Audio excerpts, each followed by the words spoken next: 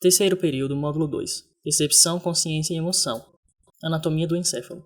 Em primeiro lugar, vamos esclarecer alguns conceitos. O cérebro é formado pelo telencéfalo, com seus hemisférios e comissuras telencefálicas, e pelo diencéfalo, com suas estruturas e comissuras diencefálicas. O encéfalo é formado pelo telencéfalo, diencéfalo, tronco encefálico e cerebelo. O sistema nervoso central, quem é? Encéfalo e medula espinal. Dito isso, vamos começar a descrever o telencéfalo. Os hemisférios eles vão ser separados por uma profunda fenda mediana, que vai conter a foice do cérebro. E cada hemisfério vai ter um córtex externo, superficial, e um córtex interno, uma massa interna profunda de substância branca, que vai envolver parcialmente os núcleos da base. É nessa região que nós vamos encontrar as áreas corticais motoras, corticais sensoriais primários. É o nível mais alto de controle para onde vão dirigir os sistemas sensoriais. E é lá que eles vão se tornar conscientes. O hemisfério ele tem uma região superolateral, que vai envolver a concavidade da abóbada craniana. Tem uma região medial, que é plana e vertical, separada do hemisfério oposto pela foice. E tem uma região basal, que é uma superfície irregular e vai ser dividida em região orbital e região tentorial. O que é a região orbital? É uma superfície côncava que vai se encontrar sobreposta aos tetos orbital e nasal. E quem é a superfície tentorial? Ela vai se encontrar na fossa média craniana, lembrar que são 3 fossas, a região tentorial fica na fossa média. Posteriormente, ela se encontra acima do tentório do cerebelo, que a separa da superfície posterior. O hemisfério ele vai conter giros, sulcos e lobos. Os giros também são chamados de circunvoluções. E quem são essas circunvoluções? Giro pré-central, giro pós-central, giro frontal superior, frontal médio, frontal inferior, que vai ter 3 partes, a parte opercular, orbital e triangular, temporal superior, médio e inferior, giro supramarginal ou opérculo temporoparietal, giro angular, occipito temporal lateral e medial, parahipocampal, uncus, lingual, orbitais e o giro reto. Uma dica é que o opérculo é uma circunvolução no sulco lateral de Silves. Quem são os sulcos? Tem um sulco central, que ele é oblíquo, ele nunca se conecta com o sulco horizontal e não se conecta com a fissura silviana. Tem também o sulco parieto-occipital, tem um sulco lateral silviano, que ele segue um caminho de baixo para cima e de medial para lateral. É uma geometria análoga à asa menor do esfenoide, sulco frontal superior e inferior, sulco temporal superior e inferior, sulco intraparietal, aí tem também o sulco pré-central, sulco pós-central, sulco occipitotemporal, colateral e olfatório. E nós vamos ter os lobos, lobo frontal, parietal, occipital, temporal e a ínsula. E dentro desses lobos, vamos ter lóbulos. Quais são as fissuras que nós temos? Fissura longitudinal do cérebro, incisura pré-occipital, fissura silviana e também os hemisférios eles têm polos, frontal, occipital e temporal. Qual a sua importância? A questão clínica. Então, nós vamos ver que tem algumas áreas específicas que vão estar relacionadas por determinadas funções. O córtex, ele é dividido em 2, em relação à filogenética. O córtex antigo, também chamado de alocórtex, que tem o arquicórtex e o paleocórtex, e tem o córtex mais recente, que é o neocórtex, que ele vai ser composto de células piramidais e células estreladas, neurônios espinhosos e não espinhosos. Uma coisa muito importante é a conexão cortical. É isso que vai promover o nível mais alto do controle encefálico, é isso que vai promover a experiência consciente, a associação. Então, muita atenção quando a gente fala em fibras de associação, fibras comissurais e fibras de projeção. Qual a diferença? As fibras de associação, elas fazem conexão cortical do mesmo lado do hemisfério. Fibras comissurais fazem conexão com o lado oposto do hemisfério. E fibras de projeção fazem conexão entre uma área superior do córtex e uma área inferior subcortical. São fibras de projeção. Elas seguem de cima para baixo.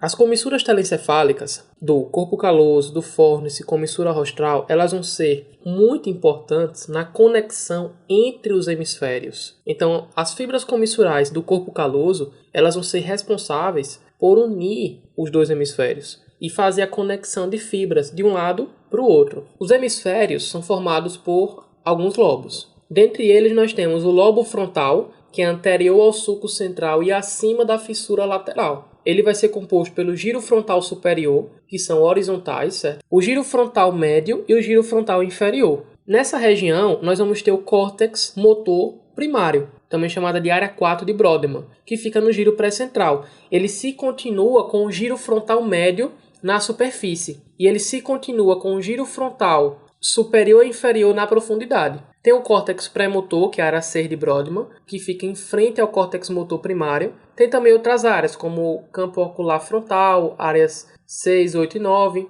e outras áreas mais específicas. O lobo parietal ele vai se localizar posteriormente ao sulco central. O limite medial é o sulco parieto-occipital, limite lateral, lobo occipital e temporal, limite inferior, ramo posterior da fissura lateral. Vai ser dividido pelos sulcos pós-central e interparietal. Aí tem o lóbulo parietal superior e o lóbulo parietal inferior. Qual a importância clínica? O córtex somatosensorial ele vai se encontrar nessa região. Lobo temporal vai ser formado pelo giro temporal superior, giro temporal médio e giro temporal inferior. E vai ter o polo temporal. Qual a importância clínica? O córtex auditivo ele vai se encontrar nessa região. Temos também o lobo ínsula, que vai proteger a região dos núcleos da base. Tem algumas regiões que cobrem a ínsula, então para chegar na ínsula nós temos que abrir algumas regiões do hemisfério. E é formado pelo opérculo frontal, que forma uma divisão triangular no giro frontal inferior, opérculo frontoparietal, parte posterior do giro frontal inferior, e opérculo temporal, abaixo do ramo posterior da fissura lateral. E tem também a parte orbital do giro frontal inferior. Lobo occipital, constituído pelas áreas 17, 18 e 19 de Brodmann. A área 17 é o córtex visual primário. A segunda área visual ocupa grande parte da área 18. A terceira área visual vai ser uma estreita faixa adjacente à margem anterior de V2, provavelmente dentro da área 18. E tem algumas outras áreas também. Vamos ter uma via dorsal, que é uma projeção de V1 e V2 para as áreas temporal superior e parieto temporal. E finalmente para a área 7 do córtex parietal, vai estar associada à discriminação visual espacial. Tem também uma via ventral a partir da área visual V4 e vai estar associada ao reconhecimento dos objetos. Então tem basicamente essas duas vias de conexão cortical, conexão nervosa importantes a se destacar do lobo occipital. O lobo límbico ele vai incluir grande parte do córtex da parede medial do hemisfério, principalmente giro subcaloso, giro do cíngulo e giro parahipocampal.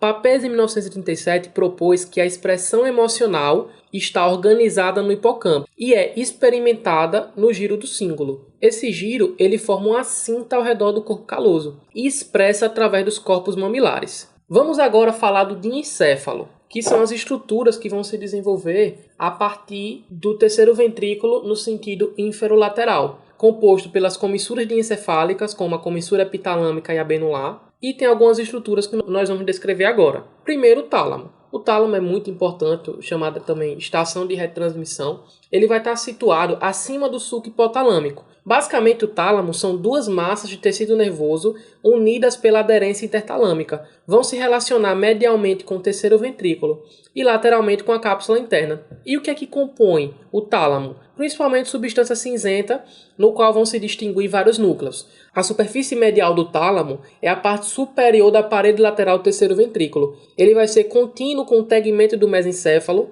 com o subtálamo e com o hipotálamo. Todo o córtex cerebral, neocórtex, paleocórtex e arquicórtex, vai estar reciprocamente conectado ao tálamo. O tálamo é a maior via pela qual a atividade motora subcortical vai influenciar o córtex cerebral.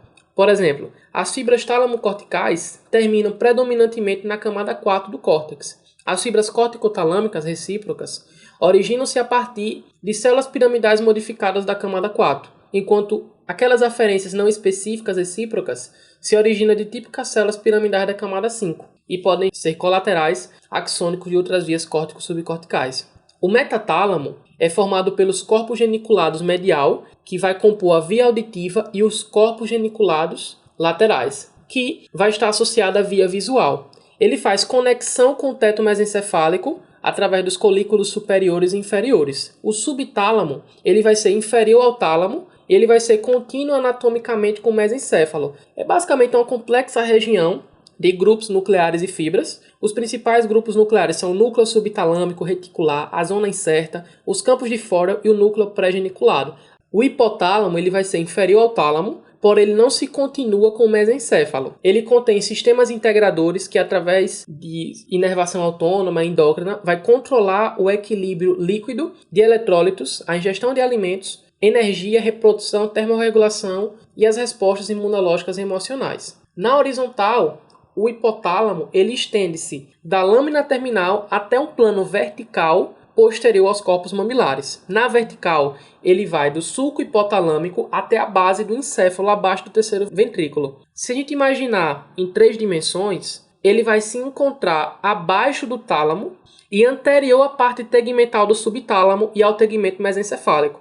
Lateralmente vai ser delimitado pela parte anterior do subtálamo, pela cápsula interna e pelo trato óptico. Tem algumas estruturas do assoalho do terceiro ventrículo que vão atingir a superfície pial na fossa interpeduncular, entre os pedúnculos cerebrais do mesencéfalo. Ou seja, da região anterior para posterior vão ser o quiasma óptico, tuber cinério, eminências tuberais, pedículo infundibular, corpos mamilares e a substância perfurada posterior. Perfurada por quem? Os ramos da artéria cerebral posterior. Essa última ela vai se encontrar no intervalo entre os pilares do cérebro divergentes e é perfurada por pequenos ramos dessas artérias. Ela vai conter o pequeno núcleo interpeduncular, o qual vai receber terminais do fascículo retroflexo, que são referências dos núcleos abenulares, e vai se destinar à formação reticular mesencefálica. Essa via abenular ela vai conectar o sistema límbico e a formação reticular mesencefálica. Quem são os corpos mamilares? São eminências lisas, esféricas, hemisféricas, do tamanho de uma ervilha, que vão ser anteriores à superfície perfurada posterior. Cada um vai ter núcleos envolvidos em fascículos derivados do fórnice.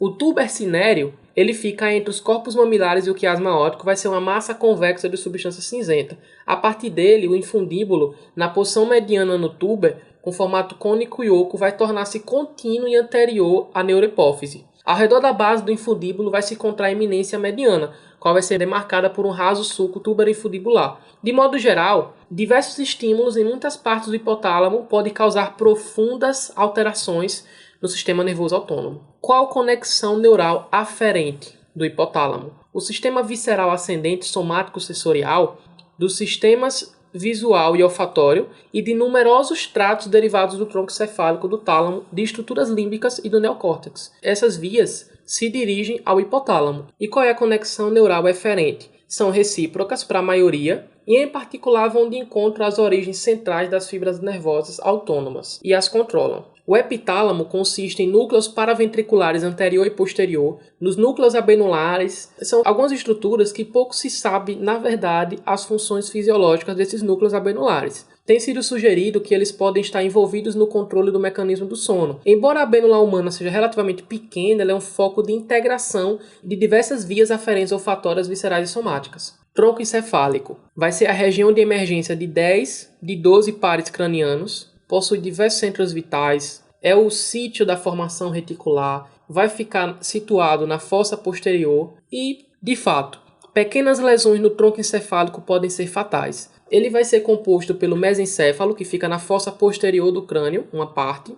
Lateralmente a ele vão estar os giros parahipocampais, que vão encobrir suas partes laterais quando a superfície inferior do encéfalo é examinada. O mesencéfalo tem um teto e tem pedúnculos cerebrais, é formado por essas duas estruturas. E os pedúnculos cerebrais, direito e esquerdo, eles ainda têm uma subdivisão. Eles vão ser subdivididos no pilar do cérebro, em uma posição anterior, e o tegmento, fica em uma posição posterior, por uma lâmina pigmentada, a substância negra. Os dois pilares estão separados, enquanto as partes do tegmento estão unidas e atravessadas pelo aqueduto mesencefálico, que vai conectar o terceiro e quarto ventrículo.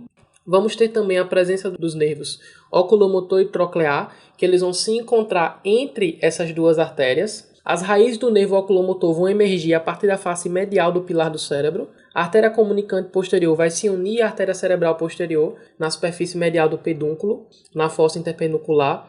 E a parte inferior mediana da fossa interpenducular vai constituir a substância perfurada posterior. O trato óptico ele vai se projetar ao redor do pilar do cérebro. Temos também os colículos superiores e inferiores, que vão ser dois pares de eminências, que vão se dispor anterosuperiormente ao véu medular do bulbo e inferiormente à glândula pineal. Tem também o braço do colículo superior, que vai seguir inferiormente ao pulvinado tálamo, se sobrepondo ao corpo geniculado medial, vai conduzir fibras provenientes da retina lá para o colículo superior. O braço do colículo inferior vai ascender anteriormente e vai conduzir fibras do leminisco lateral e do colículo superior para o corpo geniculado medial. A ponte vai ser delimitada pelo sulco bulbopontino, uma delimitação importante no sentido inferior. Lateralmente, em uma região conhecida como ângulo ponto-cerebelar, vão emergir os nervos facial, vestíbulo coclear e glossofaríngeo. A superfície anterior da ponte vai ser separada do clivo, base esfenoide face posterior da cela turca, pela cisterna pontínua. Marcadamente convexa no plano transversal, um pouco menos vertical, vai formar um sulco na parte petrosa do osso temporal, superolateralmente, até o meato acústico interno. A superfície tem um raso sulco mediano, sulco basilar da ponte, sobre o qual a artéria basilar percorre. Esse sulco vai ser delimitado bilateralmente pelas proeminências, que vão ser formadas parcialmente pelas fibras córtico-espinhais, que vão descer através da ponte. Tem um nervo trigêmeo, que ele vai emergir próximo ao nível médio da ponte, medialmente ao pedúnculo cerebelar médio. Tem uma pequena raiz motora superomedial e uma grande raiz sensitiva inferolateral. O bulbo vai ser muito importante também, ele tem uma superfície anterior separada do osso occipital e do ápice do dente do áxis pelas meninges e pelos ligamentos occipito-axiais. Tem a fissura longitudinal anterior que vai ser descontínua no local de decussação e termina no forame cego. Tem a pirâmide, que vai conter os axônios piramidais descendentes córtico-espinais. Tem o trato piramidal, que vai ser composto pelas pirâmides córtico-bulbares. Vão conter as fibras córtico-espinais descendentes derivadas do córtex do hemisfério ipsilateral, que vão atravessar a cápsula interna, o mesencéfalo e a ponte. Temos o ângulo ponto cerebelar, de onde vão emergir os nervos sétimo pá, do oitavo pá e do nono pá. Tem um sulco posterolateral pós-olivar, que é por onde vai emergir os nervos 9, 10 e 11. Tem um sulco intermédio posterior, que ele vai indicar as colunas posteriores ascendentes do fascículo grácil e cuneiforme. Tem uma região anterolateral do bulbo que vai ter os tratos espinocerebelar, espinotetal, vestíbulo espinal, rubro espinal e espinotalâmico lateral. Bom, o cerebelo é uma estrutura extremamente importante. Ela vai ser composta por dois hemisférios grandes, localizados lateralmente, que vão ser unidos pelo verme cerebelar na linha mediana. O cerebelo ele tem algumas faces. Tem a face superior do cerebelo, que constituiria a parte anterior do córtex cerebelar, se fosse desenrolado. O seio transverso margeia o cerebelo no ponto onde as faces superior e inferior se reúnem, como é notado pela figura. A face inferior vai ser caracterizada por um massivo alargamento dos hemisférios cerebelares, que se estende medialmente para recobrir um pouco do vermes. O profundo sulco paramediano vai separar claramente o verme dos hemisférios. E tem a face posterior, onde os hemisférios eles vão ser separados por uma profunda valécula do cerebelo, que contém a foice do cerebelo, é uma prega de dura mater. A forma da face voltada para o tronco encefálico é irregular, vai formar o teto do quarto ventrículo e o recesso lateral de cada lado dele, enquanto os pedúnculos cerebelares vão definir a forma de diamante do ventrículo quando visto posteriormente. A face anterolateral é onde o cerebelo vai se localizar contra a face posterior da parte petrosa do osso temporal. A superfície cerebelar ela vai ser dividida por numerosas fissuras transversas, curvas, que vão separar suas folhas e vão dar uma aparência laminar. As fissuras mais profundas vão dividir o cerebelo em lobos e lóbulos. E quem são as fissuras do cerebelo? Tem a fissura horizontal, que vai se estender ao redor da margem posterolateral de cada hemisfério, desde o pedúnculo cerebelar médio até a valécula do cerebelo, separando as faces superior e inferior. Embora a fissura horizontal seja proeminente, ela aparece relativamente tarde no desenvolvimento embriológico. A fissura primária ela vai se curvar anterolateralmente ao redor da face superior do cerebelo para se reunir à fissura horizontal. Ela aparece cedo no desenvolvimento embriológico e marca o limite entre os lobos anterior e posterior. Devido ao córtex cerebelar ter uma forma aproximadamente esférica, o lóbulo mais anterior do verme cerebelar, que é a língula do cerebelo, vai se localizar muito perto do lóbulo mais posterior, o nódulo. Vamos também analisar as divisões em lobos do cerebelo. Então tem um lobo anterior e tem um lobo posterior, basicamente. Quem é o lobo anterior? Vai ser formado pela língula, lóbulo central e o cúmen. A língula vai ser a única lâmina de 4 ou 5 folhas rasas. Seu centro branco é contínuo com o véu medular superior. Vai ser separado do lóbulo central pela fissura pré-central. Aí tem o lóbulo central e o cúmen, que vão ser contínuos bilateralmente, com extensão lateral, que é a asa, em cada hemisfério. O lóbulo central ele vai ser separado do cúmen pela fissura pré-culminar. E o cúmen ele vai se localizar entre as fissuras pré-cuminar e primária. O lobo posterior vai ser composto pelo lóbulo simples, folha, túber, pirâmide e úvula. O lóbulo simples e a folha vão se localizar entre a fissura primária e a fissura horizontal. Os dois lóbulos vão ser separados pela fissura pós-clival. A partir de anterior para posterior, a região inferior do verme é dividida no túber, pirâmide, úvula e nódulo, nesta ordem. O túber vai ser contínuo com os lóbulos semilunares e separado da pirâmide pela fissura lunográcil. A pirâmide e os lóbulos biventes anexados vão ser separados da úvula e atrás da úvula e separado dela pela parte mediana está o nódulo. As tonsilas são aproximadamente esféricas e elas vão pender sobre o forame magno de cada lado do bulbo. Aí tem o nódulo e o flóculo anexo, que vão constituir o lóbulo flóculo nodular, a parte, que vai ser separado da úvula e das tonsilas pela profunda fissura posterolateral. O lóbulo flóculo nodular está amplamente interconectado com o núcleo vestibular. E como é que o cerebelo se relaciona com as demais estruturas?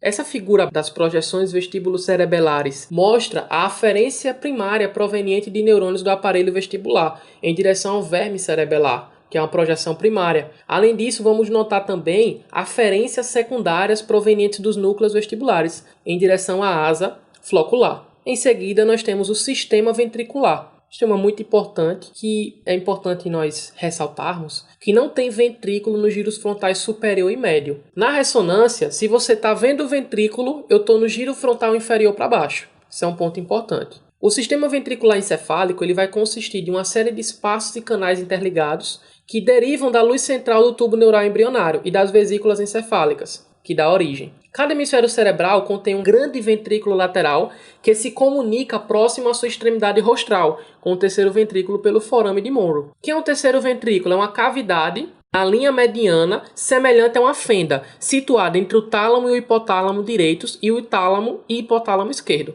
Caudalmente, o terceiro ventrículo vai ser contínuo com o aqueduto do mesencéfalo, um tubo estreito que vai passar por toda a extensão do mesencéfalo e que é contínuo, por sua vez, com o quarto ventrículo, uma ampla cavidade em forma de tenda situada entre o tronco e o cerebelo. O quarto ventrículo ele se comunica com o espaço subaracnoide da cisterna magna pela abertura mediana do quarto ventrículo, forame de Magendie, e com aquele do ângulo cerebelo-pontino pela abertura lateral do quarto ventrículo, forame de Luschka. Caudalmente, ele vai ser contínuo com o canal central vestigial da medula espinal. O sistema ventricular ele vai conter o líquido cerebroespinal, que vai ser secretado principalmente pelos plexos coroides dos ventrículos laterais, no terceiro e no quarto ventrículo. O líquido cerebroespinal ele vai fluir dos ventrículos laterais para o terceiro ventrículo e depois ele passa pelo aqueduto do mesencéfalo e chega ao quarto ventrículo. Do quarto ventrículo ele passa pela abertura mediana do forame de Magendie e pela abertura lateral do forame de Luschka, para chegar ao espaço subaracnoide e circundar o encéfalo.